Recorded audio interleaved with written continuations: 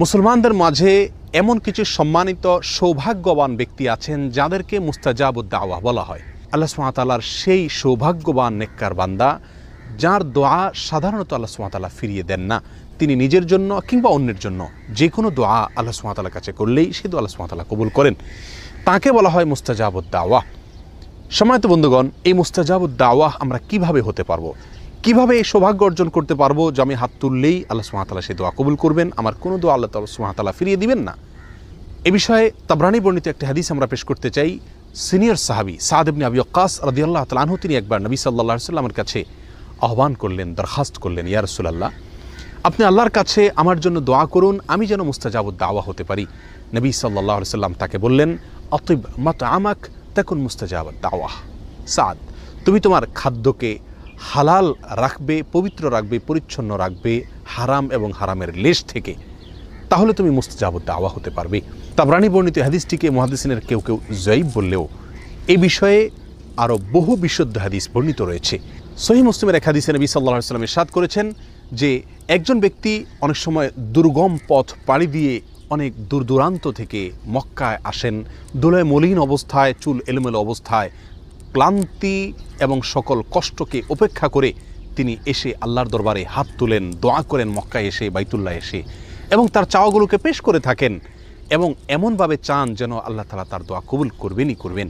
নবী সাল্লাল্লাহু আলাইহি ওয়াসাল্লাম বলেন, আন্না ইউস্তাজাবু লাহ, সে ব্যক্তির দোয়া কিভাবে কবুল হবে এটা কিভাবে কল্পনা করা যেতে পারে? কারণ সে ব্যক্তির দেহ গঠিত হয়েছে হারাম দিয়ে, তার যে সম্পদ তিনি গড়ে তুলেছেন সেগুলোর পিছনে হারাম উপার্জন রয়েছে, হারামের ভূমিকা রয়েছে। অতএব সেই ব্যক্তি আল্লাহ সুবহানাহু ওয়া তাআলার কাছে যতই দোয়া করুক, যতই মক্কায় গিয়ে দোয়া করুক, যত কষ্ট করে এসেই দোয়া করুক না কেন, আল্লাহ সুবহানাহু ওয়া তাআলা তার দোয়া কীভাবে কবুল করবেন? অর্থাৎ দোয়া কবুল হওয়ার কোনো প্রশ্নই উঠতে পারে না। সম্মানিত বন্ধুগণ, এই হাদিস আমাদেরকে যে বার্তা দেয়, আমরা যদি মুস্তাজাবুদ দাওয়া হতে চাই, আমাদের দোয়া আল্লাহ সুবহানাহু ওয়া তাআলা ফিরিয়ে দিবেন না, সকল দোয়া আল্লাহ তাআলা কবুল করবেন, এটা যদি আমরা চাই, তাহলে আমাদেরকে সর্বপ্রধান এবং মূল যে বিষয়টির প্রতি খেয়াল রাখতে হবে সেটি হলো আমার খাদ্য গ্রহণ এবং যে কোনো উপার্জন যেন সম্পূর্ণ হালাল হয়। সাদ ইবনে আবি ওয়াক্কাস রাদিয়াল্লাহু তাআলা আনহুর একটি বকরি ছিল। একবার বকরিটি তার প্রতিবেশীর ঘরে প্রবেশ করে সেখান থেকে কিছু খাবার খেয়ে বের হয়ে এসেছে। তিনি সেটি খেয়াল করেছেন। বিষয়টি তার নজরে পড়ার পরে দীর্ঘদিন পর্যন্ত আর তিনি ওই বকরির দুধ পান করতেন না, অথচ নিয়মিত তিনি সেই বকরির দুধ পান করে থাকতেন। কেন দুধ পান করা ছেড়ে দিয়েছেন?